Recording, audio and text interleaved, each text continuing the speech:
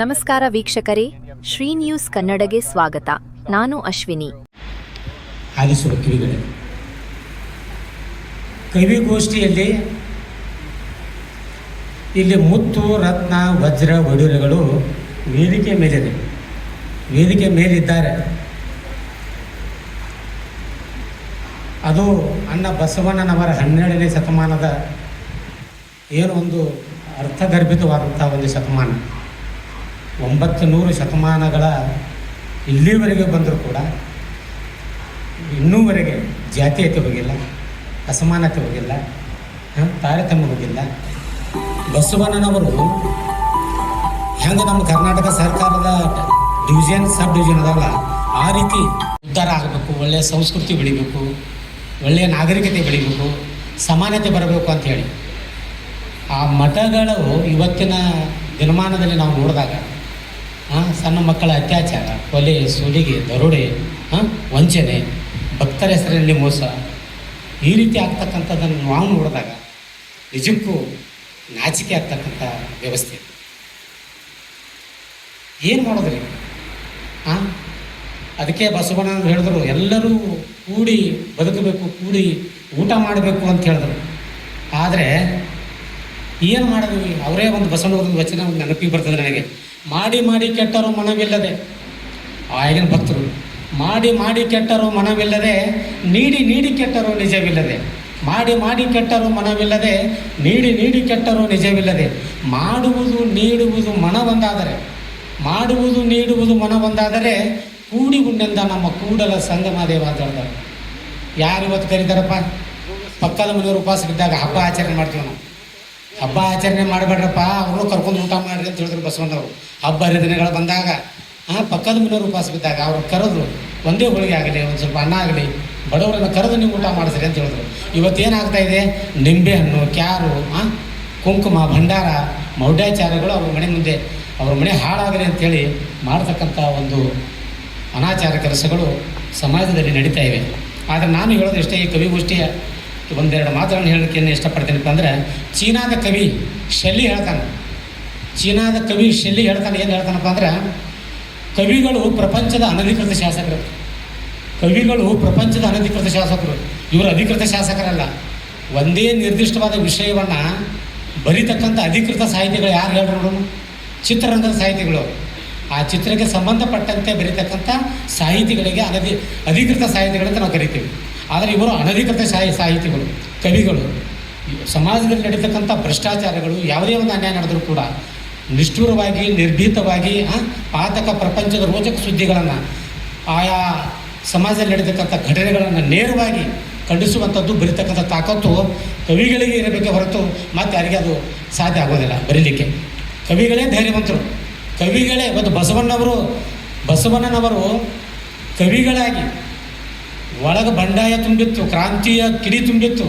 ಆದರೆ ಕೂಡಲ ಸಂಗಮನಾಥನ ಹೆಸರಿನಲ್ಲಿ ಧಾರ್ಮಿಕ ಪರಂಪರೆಯ ಜೊತೆಗೆ ನಿಧಾನವಾಗಿ ಬಂದರೂ ಕೂಡ ಆ ವೈರಿಗಳೇನದಾರಲ್ಲ, ಜಾತಿವಾದಿಗಳು, ಅವರನ್ನು ಬಿಡಲಿಲ್ಲ.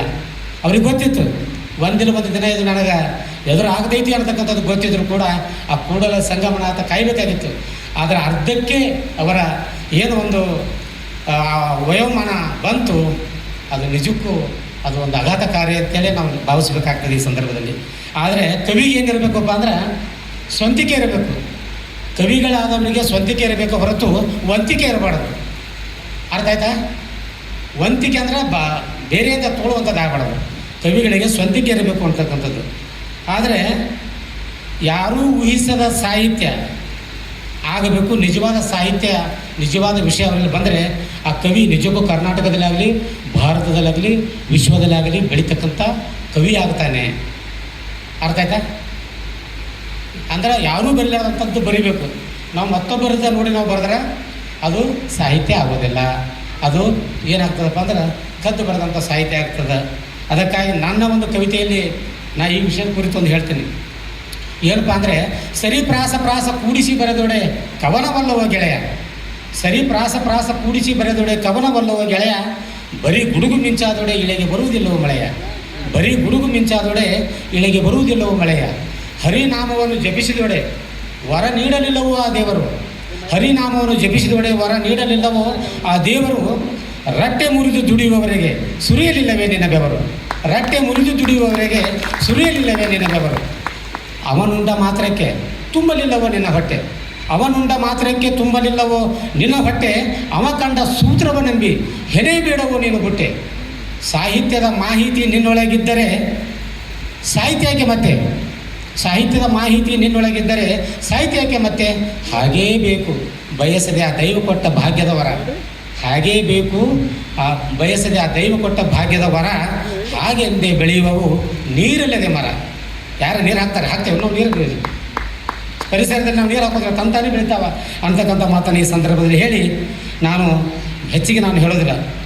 ಅದಕ್ಕಾಗಿ ಇವತ್ತೇನಾಗಿದೆಪ್ಪ ಅಂದ್ರೆ ಕನ್ನಡ ಸಾಹಿತ್ಯ ಭಾಳ ಸಮೃದ್ಧಿಯಾಗಿ ಬೆಳೀತಾ ಇದೆ. ಆದರೆ ಭ್ರಷ್ಟಾಚಾರ, ಜಾತಿ ವ್ಯವಸ್ಥೆ, ಇವತ್ತು ನಾವು ಪಕ್ಕದಲ್ಲೇ ಇರ್ತೀವಿ, ಪಕ್ಕದಲ್ಲೇ ಜಾತಿ ಮಾಡ್ತಾರೆ. ಇದೆಲ್ಲ ಏನದ ಹೋಗಬೇಕಾದ್ರೆ ಬಸವಣ್ಣವ್ರು ಮಾಡಿಟ್ಟು ಹೋದರು. ಆದರೆ ಇನ್ನೂ ಹೆಚ್ಚಿಗೆ ಆಗ್ತಾಯಿದೆ ಇವತ್ತು ಸಮಾಜದಲ್ಲಿ, ರಾಜಕೀಯದಲ್ಲಿ ಹೆಚ್ಚಿಗೆ ಆಗ್ತಾಯಿದೆ. ರಾಜಕಾರಣಿಗಳಿಂದ ಇವತ್ತು ಸಮಾಜ ಕೆಟ್ಟಿದೆ. ರಾಜಕಾರಣಿಗಳಿಂದ ಇವತ್ತು ಸಂಸ್ಕೃತಿ ಕೆಟ್ಟಿದೆ. ಮಠಾಧೀಶರಿಂದ ಇವತ್ತು ಸಮಾಜ ಕೆಟ್ಟಿದೆ. ಮತ್ತು ಯಾರಿಂದ ಕೆಟ್ಟದ್ದು ಹೇಳೋಣ? ಎಲ್ಲ ಕವಿಗಳಿದ್ದೀರಿ, ಊಹಿಸ್ರಿ. ಹೊಸ ಹೊಸ ಬಣ್ಣಿರಿ ಬಾಂಧವರೇ ಹೊಸ ನಾಡ ಕಟ್ಟೋಣ ಅಂತೇಳಿ ನಾವು ಒಂದು ಕವಿತೆ ಬರೆದಿದ್ದೆ. ಆದರೆ ಹೊಸ ನಾಡು ಇವತ್ತು ಕಟ್ಟಬೇಕಾದ್ರೆ ಕವಿಗಳೇ ಕಾರಣ. ನಮ್ಮನ್ನೆಲ್ಲ ತಿದ್ದಿದವರು ಬಾಲ್ಯದಲ್ಲಿ ತಂದೆ ತಾಯಿಗಳು. ಪಠ್ಯ ಪುಸ್ತಕದಲ್ಲಿ ನಮ್ಮನ್ನು ತಿದ್ದಿದವರು ಯಾರು? ಕವಿಗಳು, ಸಾಹಿತಿಗಳು, ವಿಮರ್ಶಕರು, ಇವರೇ. ಅದಕ್ಕೆ ಸಂಪದ್ಭರಿತವಾದ ಬಿಜಾಪುರ ಜಿಲ್ಲೆ ಇದು ಸಾಹಿತ್ಯಕ್ಕೆ ಬರಗಾಲವಿಲ್ಲ. ಇದು ಸಂಪದ್ಭರಿತ ನಾಡು ವಿಜಯಪುರ ಜಿಲ್ಲೆ. ಅನ್ನ ಬಸವಣ್ಣವರು ಇಲ್ಲಿ ಹುಟ್ಟಿ ಬೆಳೆದು ಸಾಹಿತ್ಯವನ್ನು ಏನು ರಚಿಸಿದ್ರು 12ನೇ ಶತಮಾನದಲ್ಲಿ ಬರೆದಂಥ ಪ್ರತಿಯೊಂದು ವಚನಗಳು ಅಪ್ಪಟ ಅಚ್ಚಗನ್ನಡದಲ್ಲವ. ಅದೇ ಹರಿಹರ, ರಾಘವಾಂಕ, ಪೊನ್ನ, ಜನ್ನ, ಶರೀಫ ಇವರೆಲ್ಲ ನೋಡ್ರು ಹಳೆಗನ್ನಡದ ಗಾಳಿ ಮತ್ತು ಅದು ಸೆಳೆದು ಬಂದದ್ದು. ಆದರೆ ಬಸವಣ್ಣವ್ರಿಗೆ ಗೊತ್ತಿತ್ತು, ನನಗೆ ಗೊತ್ತಿಲ್ಲ. ಇನ್ನು ಮುಂದಿನ ಶತಮಾನಗಳು ನಾನು ಹಳೆಗನ್ನಡದಲ್ಲಿ ಬರೆದ್ರೆ ಇವು ತಿಳಿಲಿಕ್ಕಿಲ್ಲ ಅಂಥೇಳಿ ಅವಾಗೇ ಅಷ್ಟು ಶುದ್ಧ ಕನ್ನಡದಲ್ಲಿ ಬರೆದ್ರು ಏನೋ ಅಂಥೇಳಿ. ಅದಕ್ಕೆ ಕುಮಾರ ಕಾಕಯ್ಯ ಗೊತ್ತಲ್ಲೇ ಬಿಜಾಪುರದಾಗಿದ್ದರು, ದೊಡ್ಡ ಕವಿ ಕರ್ನಾಟಕದ್ದು. ಅವ್ರು ಹೇಳ್ತಾರೆ, ಕೆಚ್ಚು ಕನ್ನಡ, ಕಿಚ್ಚು ಕನ್ನಡ, ಕೆಚ್ಚು ಕನ್ನಡ, ಕಿಚ್ಚು ಕನ್ನಡ, ಸಾಕ್ಷ್ಯ ಕನ್ನಡ, ಮೋಕ್ಷ ಕನ್ನಡ,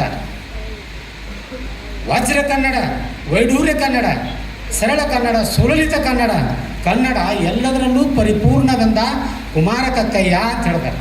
ಅದಕ್ಕಾಗಿ ಕನ್ನಡದ ಬಗ್ಗೆ ದಯವಿಟ್ಟು ನಾನು ಮುಗಿಸ್ತೀನಿ. ನನ್ನ ಮಾತು ಮುಗೀತು. ನಾವು ಒಂದು ರಿಕ್ವೆಸ್ಟ್, ಒಂದು ವಿನಂತಿ ಮಾಡ್ಕೋತೀನಿ ಸಭೆಯಲ್ಲಿ. ಏನಪ್ಪ ಅಂದ್ರೆ ಕನ್ನಡದ ಅಂಕಿ ಸಂಖ್ಯೆಗಳು ಇವತ್ತು ಸಂಪೂರ್ಣವಾಗಿ ಕೊಲ್ಯಾಪ್ಸ್ ಆಗ್ಯಾವ, ಸಂಪೂರ್ಣವಾಗಿ ಮಾಯ ಆಗಿಬಿಟ್ಟವು. ಕನ್ನಡದ ಅಂಕಿ ಸಂಖ್ಯೆಗಳು 1, 2, 3, 4 ಹೋಗಿಬಿಟ್ಟವು. ಅವೆಲ್ಲಿ ಹೋಗ್ಯಾವ ಗೊತ್ತಿಲ್ಲ. ಯಾರ ಪ್ರಭಾವದಿಂದ ಹೋದವು? ಇಂಗ್ಲೀಷ್ ಶಾಲೆಗಳಿಂದ ಹೋದವು, ಏನು ಯೂನಿವರ್ಸಿಟಿಗಳಿಂದ ಹೋದವು, ಈ ಭ್ರಷ್ಟ ರಾಜಕಾರಣಿಗಳಿಂದ ಹೋದವು, ಅಥವಾ DDPI BOದಿಂದ ಕಡೆ ಹೋದವು.